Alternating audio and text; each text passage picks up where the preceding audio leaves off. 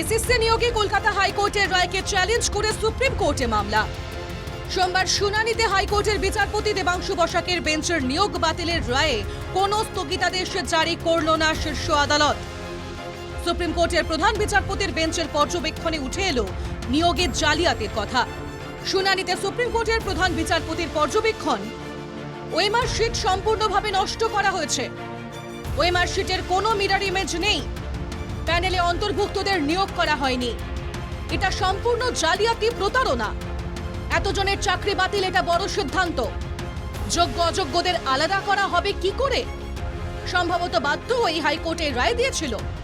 Separate the tainted candidate আর non tainted candidate, যেটা CJI বারবার বলেছেন যে টেন্টেড ক্যান্ডিডেট নন টেন্টেডকে সেপারেট করবেন কি করে? ওএমআর শিটটাই তো এক্সিস্ট করে না। আর্টিকেল 12 অথরিটির কাছে ওএমআর শিটই নেই। If it is a large scale scam, what has been come up, even judgments are there, even his judgment is there.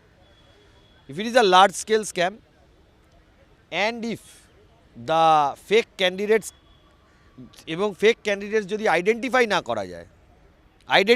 করা যায় তাহলে দ্য এন্টায়ার সিলেকশন চলে যেতে পারে। কমিশনের কাছে দ্বিতীয় উপায় রয়েছে বলে আদালতে জানান সিনিয়র আইনজীবী মুকুল রোহতগি।